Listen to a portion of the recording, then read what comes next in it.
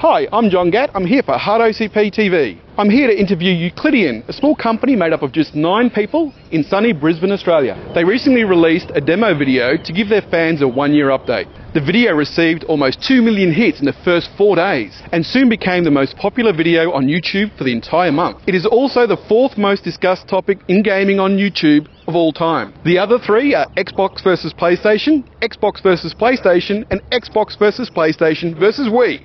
Although those videos took some time to reach their place, Euclideon did it in just 5 days. YouTube says 80% of voters like the video and 20% don't. And among that 20% are at least 2 very influential people in the gaming industry. They're a very secretive bunch that normally decline interviews, but the public outcry for them to respond to their critics has been so great that today they've cracked. And they've allowed the media into their world for just 1 day. Soon after this, they're going to disappear again so they can get back to work and won't release anything else until after they're finished. Let's go up and have a chat to the CEO of Euclideon, Bruce Dell, a vegetarian who sponsors a whole orphanage in India. Hi Bruce, how are you? Thanks for seeing us. I'm well, and you're very welcome. So Bruce, how does it feel to have the 4th most talked about gaming video on YouTube of all time? All time, so that's the Roman Empire and the Persian Empire. Obviously, we were a little bit surprised, and there's been a bit of drama from it. Definitely. So can you give us some background relating to the video? Well, a little while ago, we suddenly realized that Gamescom was about to happen over in Germany, and I decided that I should go over and visit. And beforehand, we thought, let's make a little video for our fans and supporters, because some of them were starting to think that we had disappeared, a bunch of ninjas had got us or something. And we also thought, rather than tell the companies that we're seeing to download something, why not just put it on YouTube to make it easier for them to get a hold of? And by the next morning, we'd wondered if was YouTube broken or something. It was very much going out of control. Basically, the video, for those who haven't seen it, is where we're talking about a new technology we have that gives computers unlimited geometric power and makes all sorts of other wild claims, which has made many people delighted and other people angry, saying, you have no right to say such things. I'm hoping that today we'll be able to clear our name. Now, your claims are pretty bold. You say you have 100,000 times more power than the current Polygon system? Yes, 100,000. That's a very, very big number. Let me try and back things up. Okay, so what we're seeing here is a normal Polygon game. You can go to Crisis, you can go to Bulletstorm. I think this actually is Bulletstorm. How many polygons are you seeing on the screen there per square meter regarding, say, the ground and grass in this particular case? Would you say less than 1,000? Oh, yeah, definitely. Yeah. Less than, say, 100? Yeah. Would you say round about 10? Yeah, probably about 10. I can see there. Okay, let's be generous. Let's throw a cookie to the other side. We'll give them 20. Let's say 20. Now, due to the nature of the Polygon system, this is basically what the ground looks like at the moment. It's flat, with some flat panels sticking up. Now if we bring up Unlimited Details version, now in this particular case we've taken polygon objects from 3ds Max, and in many cases they're hundreds of thousands, in some cases they approach 1 million, and we've put them all together, and that's our ground. So per square meter there, we're looking at round about 20 million. So 100,000 times is a big number. Yeah, wow. I used a big number. Maybe I should have said 1 million or more times. But that's the justification. So it's not a strange marketing, let's just lie. It's far from it. But come on, you say technology has unlimited power? Yes we do. And I know that's a very strange claim, so please give us a chance to explain. At present, the graphics cards companies and the console companies all try to build bigger graphics cards or bigger consoles so you'll have more power. Because everybody knows if you give a computer something to do, like put a polygon on the screen or a little atom on the screen, it's going to take a bit of maths and a bit of processor time to do it. So if you want to have a lot of stuff or unlimited stuff, then that's just not possible. Okay, in our particular case, we don't go about solving that problem in the same way as everybody else. Let's say your screen is 1280 by 720 or 768.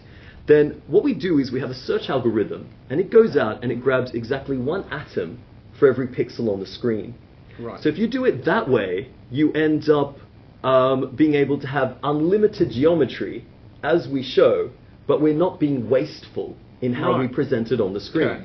But the demo you published last week has no animation in it. How do you explain that? Can you do animation? Yes, we can do animation. Animation has been a part of the system from the very beginning. I think a lot of people are saying, we know what this is, and we know it can't do animation, but those people have no idea what we're doing, and they have no authority to say anything even like that. Animation to us originally was skeletal animation. If we have a look at this here, I'm sure our critics will rejoice. That looks awful. Yes, but that's 7 years old, and we've had time to evolve since then. That's skeletal animation. That's where you've got the different pieces and they all move independently from each other. So the idea of no animation is completely incorrect. We've moved on a lot since then, and regarding our end product, our outcome, that's not finished yet. And in all things, I think since the demonstration I mentioned on another interview, we feel like a mother who put cookies in the oven. Right. And the children keep coming along, taking the cookies out of the oven and going, they don't taste right. If you give us a bit of time, they will taste just fine. So right now, put your animation on the screen so we can find fault with it and criticize it. No, you're not getting any cookies from the oven until they're finished baking. Fair enough. Animation will be in the final real-time demonstrations. Okay. Do you have memory problems? People are claiming that you must have some sort of memory limitations. No. The simple answer is no. Our memory compaction is going remarkably well. I think we've used up our quota of unbelievable claims this month, so I'm not going to talk about memory compaction. We're not finished on that as well, so just like the animation, that will be something that we will be showing our findings in the final demonstration when we eventually complete it. I'd like to make clear that what we produced was not a finished product or a finished demonstration. It was a one-year report for our fans and supporters and the developers who follow us. Now, before we move on to the charges that people have brought against you, can you tell us a little bit more about your company? Yes. Euclideon hasn't been around as a company for very long, less than a year and a half. I originally started this as my own hobby. At the time, I was working in a little supermarket, and I suppose there'd be a lot of people out there in a similar situation to myself, where you're in a job and you realize that's not really where you want to be, and so you end up spending your whole time dreaming of being somewhere else. I worked really hard and saved up a lot of money, and eventually I had about $30,000, and I decided to quit work and use that for a few years to pour all my time into working on my little hobby, which was a 3D graphics engine. My parents were horrified at the time. My parents are very, very supportive, I want to make clear. But they were horrified at the time. That money could have gone to buying a house or something like that. And I suppose looking back, it's right of my parents to have been horrified under the circumstances. But I had been very disconnected from how everyone else was doing 3D. And so I had to reinvent everything from shading to rotation, animation, the whole lot. And so I started evolving in a very, very different direction. Now, it was a direction that for a long time wasn't looking like it was going anywhere. I mean, if you look at some of these things we're seeing, they're sort of thick and like clay. And it was very, very hard to overcome that problem. The stuff that I was doing was, I suppose, at first for a long time, not very good. But I was blessed with stubbornness, and I never really gave up. The time came where I ran out of money, and so I started doing little odd jobs like Target and call centers. And eventually I even found a job which is very good for entrepreneur programmers. I was working in a funeral parlor as a body collector. And I wasn't made for that. That was really hard for me, but it was a good way to get a lot of money but still have a lot of time to be able to... You haven't picked up the nickname Undertaker, have you? No, no.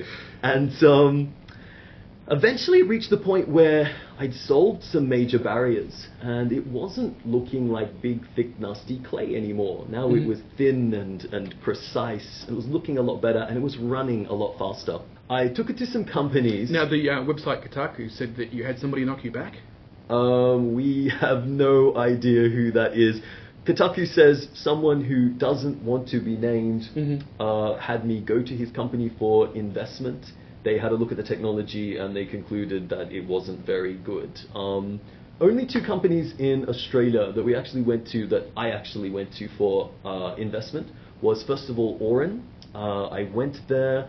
They had a look at it. It was being assessed for about 10 weeks. At the end of that time, they said to me, unfortunately, due to their financial circumstances, they were unable to invest. I was a little bit sad at the time because I really thought I was going to go somewhere. A few months later, one of the lead project leaders there who'd done the assessment contacted me and said, I really like your technology, I'd like to join up with you. Right. That was a very big change for me at that point, because up until then, I was a one-person garage job who'd done some obscure things, which looked pretty amazing, but the whole thing looked too good to be true. Right. Now I had a industry-respected project leader who was with me to be able to run the project in a professional manner. I contacted David Merson, who was the CEO from Mincom in the past. He'd now retired from Mincom. Right. And for those of you who don't know Mincom is Australia's largest software company. Right. It is 1,300 employees, 200 million a year, 20 offices worldwide. So this was a very important man. This was like the Bill Gates of Australia. And he kept saying, oh, I'm sorry, I'm busy, but I really do want to see you, and rebooking. And this went on for months. When I eventually met up with him, he brought one of his heads of technology from Mincom to assess the technology. This person assessed it all and said, yes, it is real. It's real enough for him to also invest in it. Right. So the two of them put in some money. We set up Euclideon. Sometime after that, we brought in the staff. That was nice. Sometime after that, we got one of the largest government grants in Australia last year from Commercialisation Australia. So things are looking pretty good now. Sorry, I just need to interrupt there. How much was the grant for from Australia? Just a little bit under 2 million. Grants in the past were a lot more than that. So not the 15 million going around the internet at the moment? Is there 15 million going around the internet? That's the last figure I read, yes. Oh, no. I don't know what we would do with that. I mean, we're 9 people. That would be more than 1 million for each one of us. No. Now, not everybody's positive about what you're doing here. Marcus Pearson, aka Notch, called you a snake oil salesman. How do you answer his many criticisms in his post? Yes, snake oil salesman. Okay, first of all, I'd like to say I normally think Notch is a good guy. He makes Minecraft, and I suppose if we were to have the Great Hall of Honors in computer games, then his would be the fact that he really showed us games aren't all about graphics. For those of you who've seen or haven't seen Minecraft, here it is right now. And I think the first reaction from most people is, oh my goodness, that's shocking. Ugly. but no, I don't want to laugh. I don't want to laugh at him. 3 million copies, I think it sold the last time I had a look, because the game is just really, really, really fun. Yeah. I think it breaks all the rules of what is supposed to be a good game, but succeeds. So he taught us a few things. He showed that things weren't quite as everyone had thought them to be. Normally on most topics, he's sane and sensible. He's not known for being overly critical or over the top. But on our particular case, I just happen to have fallen into the situation where I'm not in the favour of Notch. He says I'm a snake oil salesman and a scammer, and I think he's got quite a few things. But I guess his major statement was that you're a hoax trying to scam money. Yes, I think his words were, they're after funding, it's a scam, don't get excited. Regarding us and money, like I said, we got the grant, and we really do have more than enough money to complete the project. We get a big amount of emails from people saying they'd like to give us money in exchange for a portion of the company, and there's a part of us that says it would be nice to let them sort of join in by investing. But as you know, we're a secretive bunch, and if we were to allow the investors in, outside investors in, then we'd have to be more transparent. We'd have to say when our release dates were, what we were doing. So at this particular point in time, we put a total no to all investment. But no, we're not starving for funding. We're not please sir more. So you're knocking back money, is that right? We're knocking back money. I mean, we could go sell the rock, the great rock, on eBay. But no, we're not really trying to get money at this particular point in time. Now, Notch says to the engineers, "Great job, I'm impressed, but please tell your marketing department to stop lying." I guess he doesn't realise that your engineers and the marketing department are the same guy? Yes, but that of course is not entirely accurate. Whilst I certainly started it, it's been brought a long way since then. Let me show you as far as I got before Euclideon formed as a company. Sure. Okay, so this is where I got up to just as an individual before Euclideon formed. So we now have a much bigger team here, and we take stuff that I've created, and some pieces they pull out and throw away, and other pieces they add, and that's basically how we do things here. I suppose some statistics for anyone who's interested. This runs in one core. On software alone, we have lots and lots and lots and lots and lots of objects, and this we were even using for a long time as a general test, because it's got all sorts of different shapes, so it's seeing how well do we handle different types of geometry. Clearly there's not a polygon to be seen. And how old is this? Oh, this is pretty old. I think we're looking at maybe 2.5 years ago, and then after that Euclideon formed. Okay. Now, some people have said this technology is voxels. Is it voxels? A voxel seems to mean different things to so many people. To some people you say a voxel, and they'll show you really old games like Comanche and say they're voxels. And to other people, a voxel is a little box. And to other people, a voxel is a little floating atom. If we're referring to it as a voxel being a little floating atom, like a pixel, then yes, it is voxels. But it's voxels in unlimited quantities. Right. So if we have a look, this guy's come up here already, but if we have a look at him again, he's made of voxels. If you think of them in terms of little floating atoms, the more of him we put on the screen, the slower it's going to go. Yeah, whereas in our system, we have unlimited voxels. Because of your search algorithm. Yeah, or little floating atoms. Now, Notch says, and I quote, "It's a scam. They're pretending like what they're doing is something new and impressive. In reality, it's been done several times before." Yes, he does, and then he goes on to give 3 YouTube videos. So how about we have a look at those videos and see what he says our technology is. Okay, so the first YouTube video he shows us is a game called Voxelstein. Now in this particular case, you know how I was explaining it takes up a lot of computer power to run those little points? Well, they solve that problem by making those points hugely big. Right. So if you make them really, really big and low resolution blocks, then the computer can handle more of them. And it looks a little bit like Minecraft as well. Because it's blocky. Yeah. Yes, but I hope I don't need to put too much effort into defending. No, I am not Voxelstein No, definitely not. or anything like Voxelstein. Okay, the next video he shows is Atom Ontage Engine. Now, Atom Ontage Engine is a physics simulator. Right. It's an engine for making things out of little atoms and doing deformable environments. Right. You know, like footprints in the sand and things like that. It's not an unlimited little atom engine. As you can see, they always have small limited environments. Yeah. No doubt you're familiar with things like dynamic environments in games and how much we're trending towards that sort of area. Well, eventually, technology like Atom Ontage Engine will be used combined with unlimited detail. Okay. And so together we'll go into dynamic environments. But once again, this is limited little atoms. We are unlimited. That's a pretty big difference. Yeah. Okay, the third video he shows is a ray trace engine that's running on CUDA. It's running at 640 by 360, and I think it's a good example as to why we don't ray trace in games. Yeah. Ray tracing is a slow process where you send out these little rays and they touch things and it puts the color on the screen.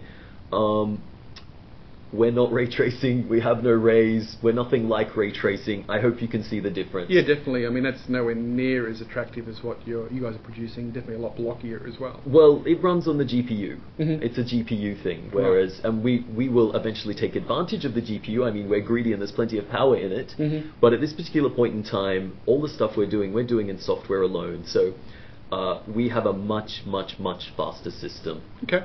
Okay, so Notch is basically saying that what we have is unimpressive. It's been done many times before, and I'm saying, nope, we're not any of those things or anything like any of those things. Rather than a my word versus his, what would you think if somebody in the graphics industry who was well respected, if not the most respected, were to suddenly come forth and say, what they're doing is impossible. You cannot do anything like this on the current computer hardware. Who am I paraphrasing? That's what John Carmack said. That's what John Carmack said. For those of you who don't know John Carmack was the creator of Doom and Wolfenstein. The term computer scientist refers to a person who does experiments and tries many different techniques to find new things and better the field of graphics. I think John Carmack would be considered one of the best examples of this. John says, Euclideon, no chance of a game on current generation systems, but maybe several years from now. So we're in the situation here where the word of Carmack and the word of Notch cancel each other out. One says, it's simple, everyone's doing it, it's completely unimpressive. The other says, it's impossible and nobody can do it. But obviously, it requires some pretty hefty hardware to process this type of technology, right?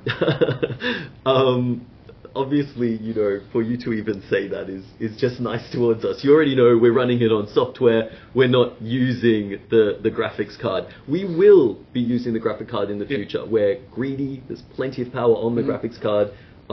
We certainly will take advantage of it.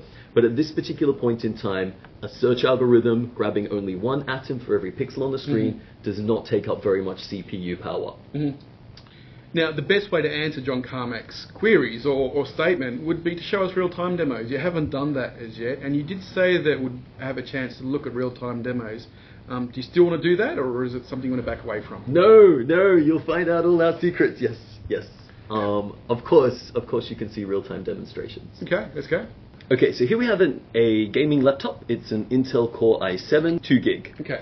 And here we have a nice green cable that goes to our render farm in China of 6,000 computers that send them down this little wire as JPEG images. Okay. That's just the internet. We'll unplug that and throw that aside.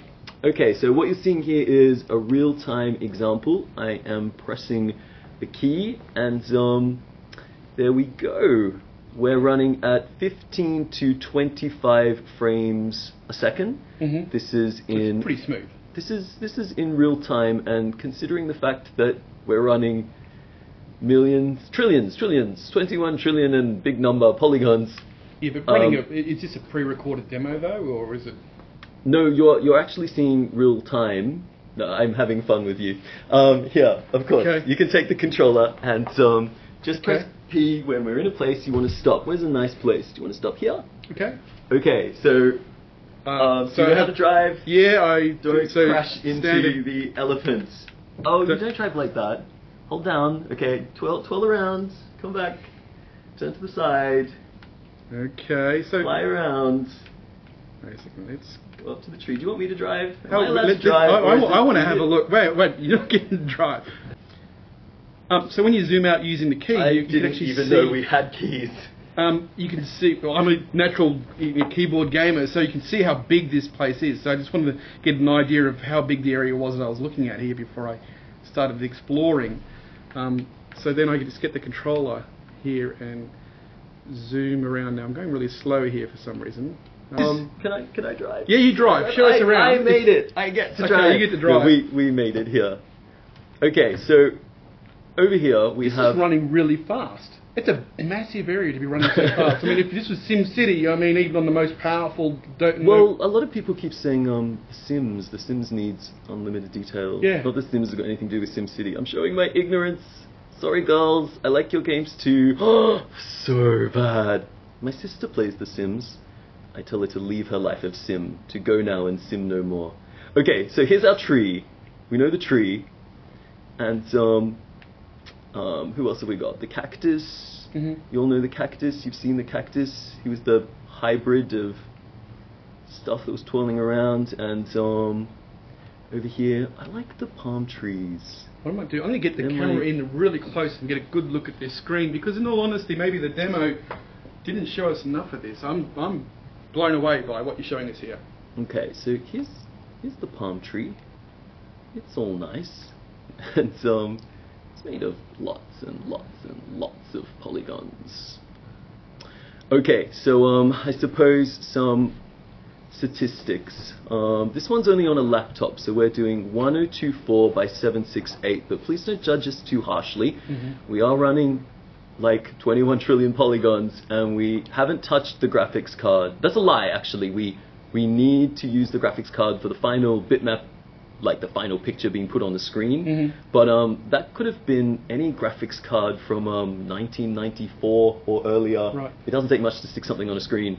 To be honest, the video doesn't do this justice. What I'm seeing here on the screen being rendered live, the video isn't giving us... Well, the video JPEG'd or whatever you call video compression to the poor thing. And so have a little bit of a fly around. So this is the unoptimized version. I suppose for a lot of you, it's. I hope someone out there is saying wow. Someone say wow, please, just someone.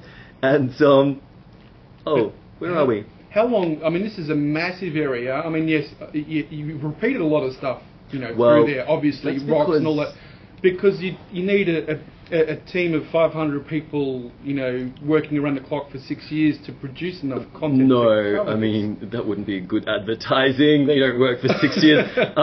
Because we use laser scan stuff, you can make a lot of content very, very quickly. Mm-hmm. So, what else do I say? How long did this demo take to make? How long did it take to put all this stuff together? It's a little bit hard. I mean, we decided we needed a demo in like 3 weeks, and we just quickly whipped it all together. Mm-hmm. Okay, so I suppose the major points to get across to answer some more of the questions is if we know what lotting is, level of distance, that's we're going to have a look at a quick video here.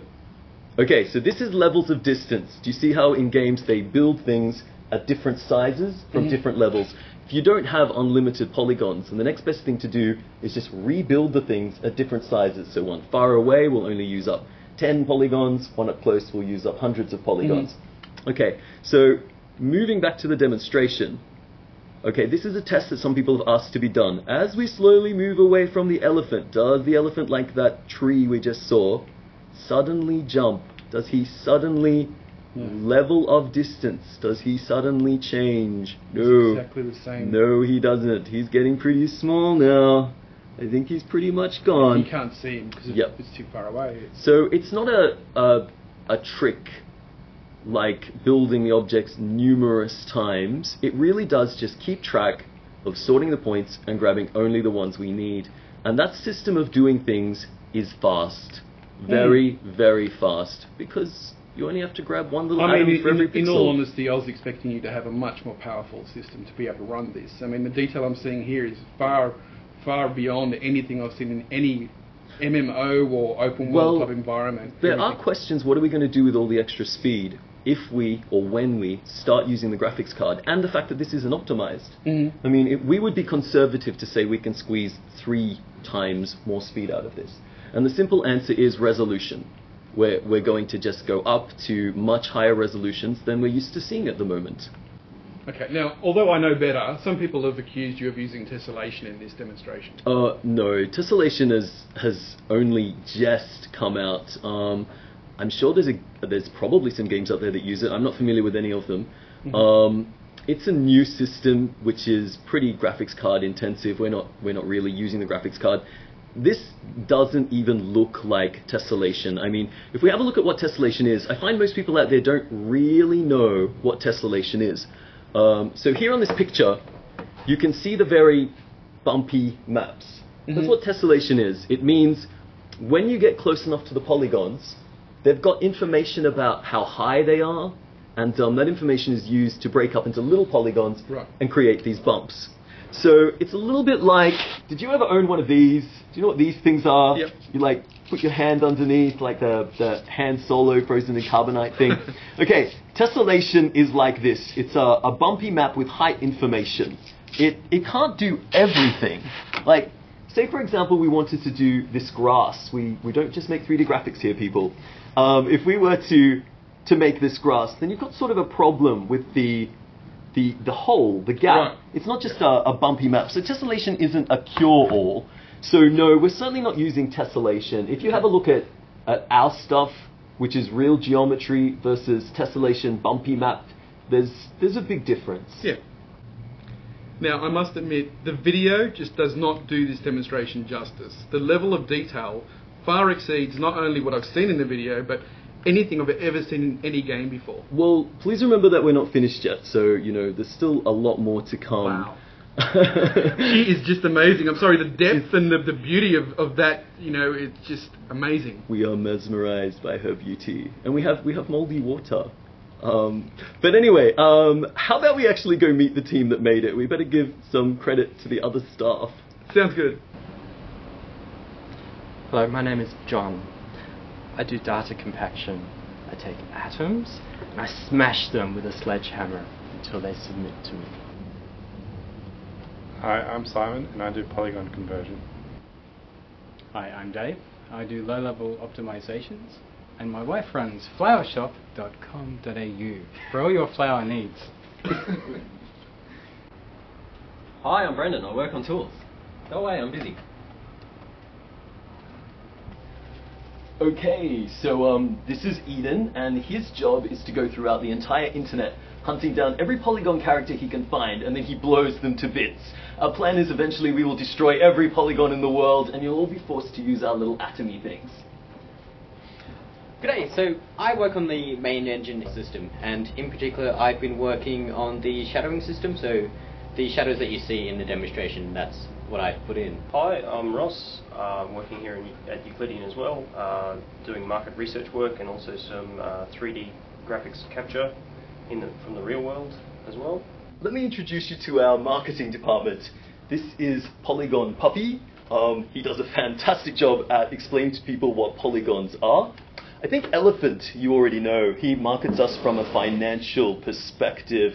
If we were to try and build Elephant in a program like 3ds Max, as you can understand, it would take quite some time. He was 500 million polygons. Elephant's pretty groovy. He's covered in little wrinkles.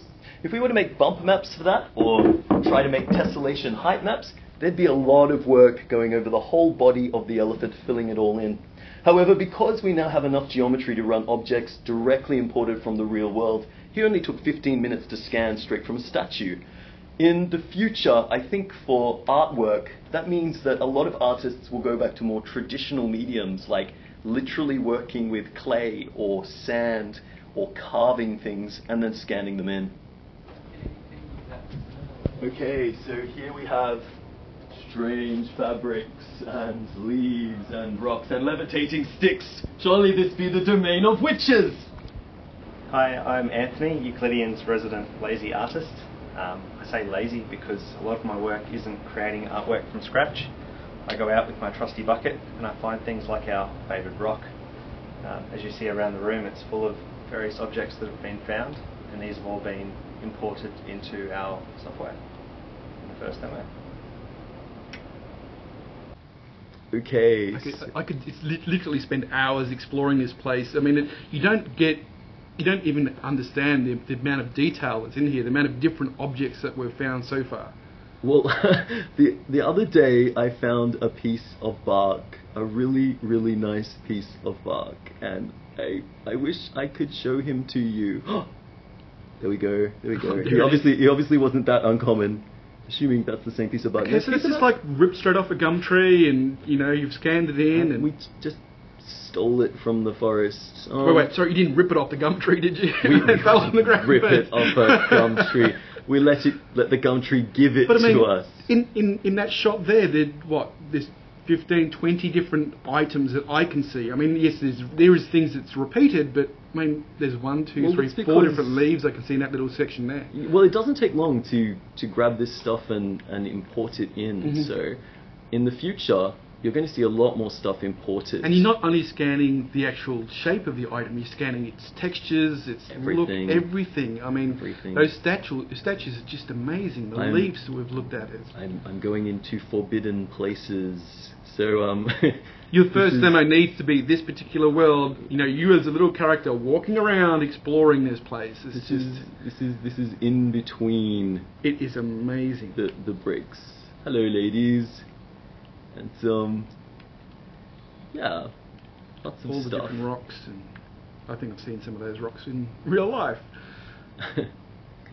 Alright, so we're still on the live demo here, and yeah, that's just... I'm sorry, every time I see something new, it's just amazing. It's the texture qualities. But, you know, a developer's going to use this, and how easy is it going to be for them to use? Ooh, a trick question. Am I already working with developers? Obviously, they have to comment for themselves. I'm not in a position where I can say what is our situation with developers or publishers. I suppose what I can say is, however, if you were to put yourself in their shoes just for a moment and see things from their perspective. I mean, we crashed into something, crashed into a leaf. No collision control yet, so... But collision detection is not there yet. Oh, maybe we'll never be able to do it. That's its weakness. There is no collision detection. No, collision detection will work just fine.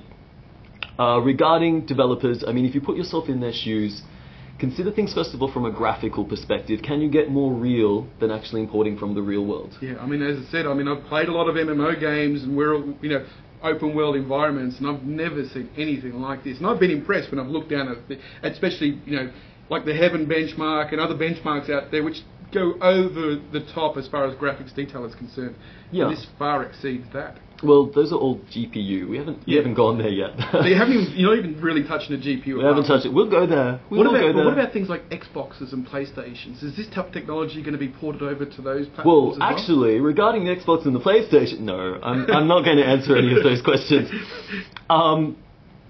Regarding developers, I mean, you've seen the level of distance thing that they had to put up with for a long time. You have to rebuild the objects many times. You've seen our elephant, and it's not hard for somebody to see the difference between 15 minutes versus the amount of work it takes to sometimes create this sort of thing by hand.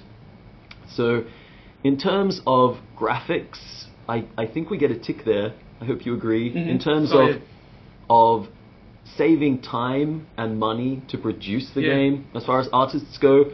And another thing we don't often really highlight is the fact that if you make a polygon game and you have the objects on, say, a PlayStation 3, and you want to put it on a Nintendo Wii or a Game Boy DS or something like that, you have to rebuild all the graphics. Yeah. Like, if you look at Star Wars Force Unleashed, where they had different companies to do the different games the on different iPhone consoles. version and all the...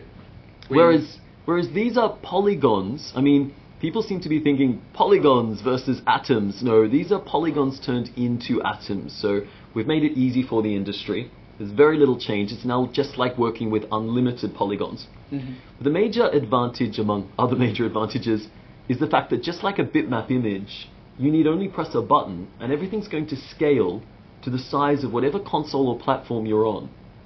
So, you know, like you just take a bitmap in Paint and you rechange its size? Yeah. We can take these graphics, we can just press a button, they will all just change in size, they don't have to be rebuilt.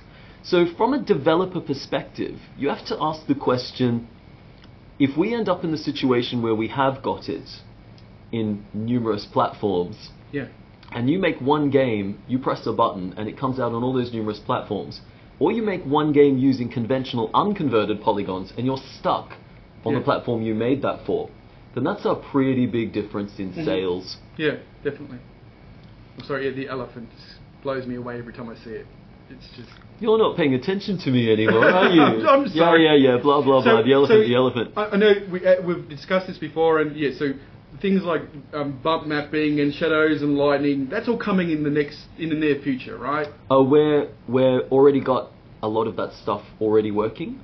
Just not ready to show it quite yet. Well, just like a tessellation I was about to say some things about bump having and stuff like that, but let's leave it all as secrets. Let's leave it all as secrets. We have plenty of good things.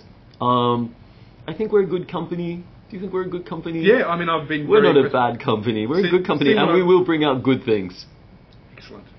I suppose as the final word, we're about to disappear again.